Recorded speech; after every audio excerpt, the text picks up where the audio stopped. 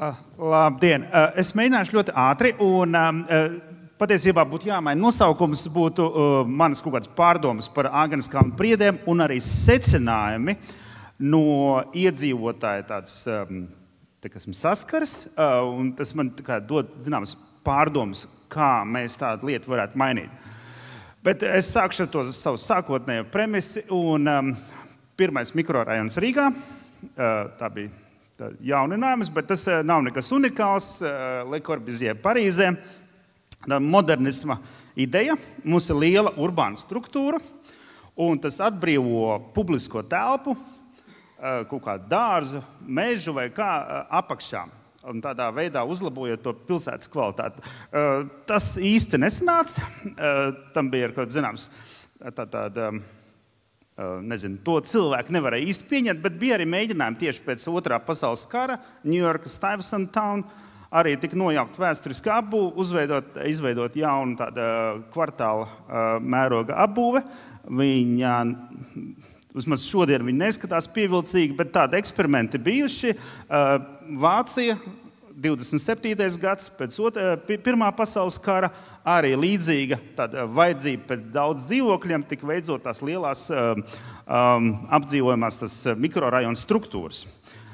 Un tad ir mūsu pašu padomju laika mantojums, un, protams, iecerē bija laba. Tanī laikā mums šķita, ka tā bija ļoti skaista vieta, bet šobrīd izskatās citādāk. Un tad tieši mans fokus ir varbūt ne uz ēkām, bet uz to kopējo koplietošanas telpu, pagalmu, jeb tādu koplietošanas vidi. Un ne tikai tas, ka viņa paliek veca, bet viņa patiesībā neatbilst mūsdienu cilvēku dzīvošanas paradumiem. Viņi vienkārši, viņi nevar apkalpot to, ko mēs gribētu kaut kā cilvēki mūsdienās un to nodrošināt to kvalitāti un tās vajadzības. Tāpēc mums ir mašīnas uz ceļiem un arī tās ielas apkārt ar neko labas nav.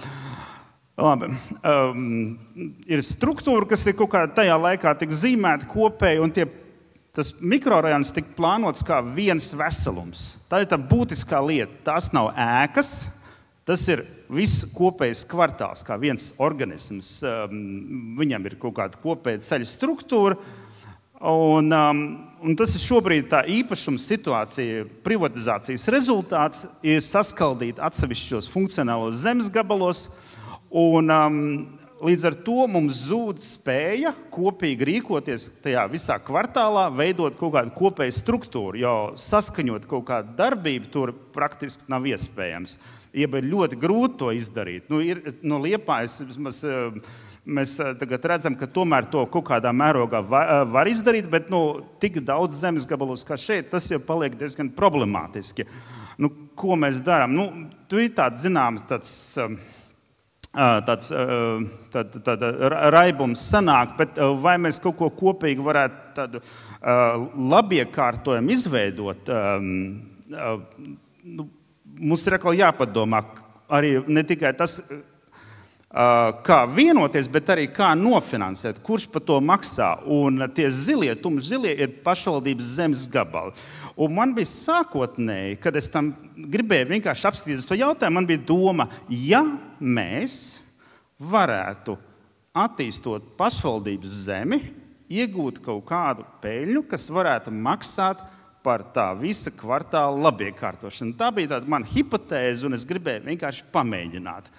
Labi, es pamēģināju, arī, domājot to kā integrēt reģenerācijas ideju, un sākotnēji man personīgi šķita, ka tā bija laba doma. Es tā mēģināju kaut kā uzzīmēt, bišķi pārkārtot arī to ceļu struktūru, varbūt arī kaut ko ieveidot kaut kā, pakalpojumu zonu, un, kā tika minēts, izveidot stiprāk un labiekārtotāk to kvartāla zaļo sirdi, ja šī gadījumā būtu 2 zaļās sirdis katrā pusē, un parādīju šo skici iedzīvotājiem, un tā ideja, ka nāk papildus kaut kāda attīstība, papildus būvniecība tajā kvartālā, viņa nepatika.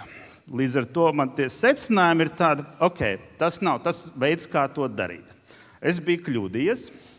Bet patiesībā, ko es ar to skici gribu parādīt, kad mums ir jāpārveido gan tā kvartāla struktūra, ir jāveido kaut kādas patīkamas ainaviskas stāvvietas, ir jāveido labāki spēļu laukumi, ir jāveido vietas veciem cilvēkiem, ir varbūt kaut kāda daudzveidīgāka apstādījuma, ir jāveido kaut kāda varbūt ūdens ainava tur, lai tā vide paliek skaistāka un kaut kāda pievilcīgāka, un arī, teiksim, mēs domājam par klimatu noturību, lai arī viņi būtu.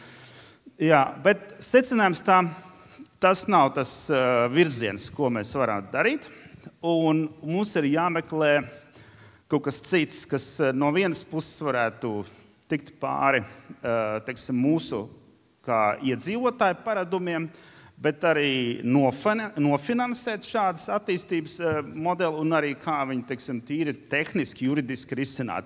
Atbildes šobrīd nav, un tas varbūt tas mūsu hackathon mērķis meklēt tās atbildes.